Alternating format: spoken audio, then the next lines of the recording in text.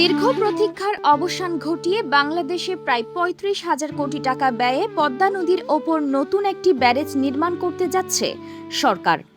আর দেশের এই মেগা প্রকল্পটি বাস্তবায়িত হবে রাজবাড়ী জেলার পাংশা উপজেলার হাবাসপুর পয়েন্টে।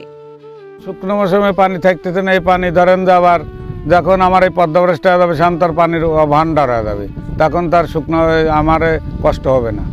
২.১ কিলোমিটার দীর্ঘ এই পদ্মা ব্যারেজ প্রকল্পকে ঘিরে আনন্দের জোয়ার বইছে রাজবাড়ী জেলা জুড়ে।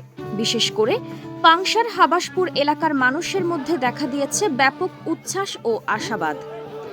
সংশ্লিষ্টরা বলছেন, সরকারের এই বৃহৎ উদ্যোগ দক্ষিণ পশ্চিমাঞ্চলের নদী, কৃষি ও জীববৈচিত্র্য রক্ষায় যুগান্তকারী ভূমিকা রাখবে।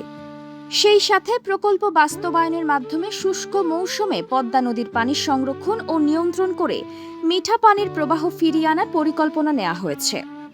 ২০২৬ সালের জুলাই থেকে ২০৩৩ সালের জুন পর্যন্ত মেয়াদে প্রকল্পটি বাস্তবায়ন করা হবে। এই প্রকল্পের প্রস্তাবিত ব্যয় ধরা হয়েছে ৩৩,৪৭৪ কোটি ৪৫ লক্ষ টাকা। স্থানীয়দের দাবি, পদ্মা ব্যারেজ বাস্তবায়িত হলে শুধু রাজবাড়ী নয়, দেশের অন্তত ২৬ জেলার মানুষের জীবনমান উন্নয়নে গুরুত্বপূর্ণ ভূমিকা রাখবে। কৃষি উৎপাদন বৃদ্ধি, যোগাযোগ ব্যবস্থার উন্নয়ন, কর্মসংস্থান সৃষ্টি এবং পর্যটন খাতের বিকাশ সহ নানা ধরনের সুফল বয়ে আনবে এই প্রকল্পটি।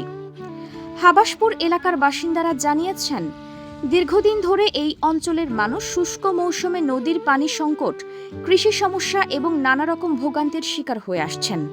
পদ্মা ব্যারেজ নির্মাণ হলে এসব সমস্যার অনেকটাই সমাধান হবে বলে তারা মনে করছেন।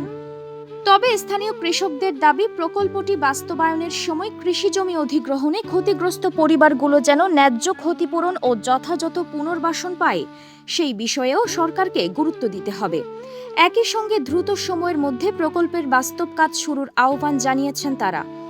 প্রকল্প সূত্রে জানা গেছে, ব্যারেজের ওপর দিয়ে একটি রেলওয়ে সেতু নির্মাণ করা হবে। পাশাপাশি প্রায় ১১৩ মেগাওয়াট জলবিদ্যুৎ উৎপাদনের ব্যবস্থাও রাখা হয়েছে। ফলে এটি শুধু পানি ব্যবস্থাপনা নয়, বহুমুখী উন্নয়ন প্রকল্প হিসেবেও গুরুত্বপূর্ণ ভূমিকা রাখবে বলে মনে করছেন সংশ্লিষ্টরা।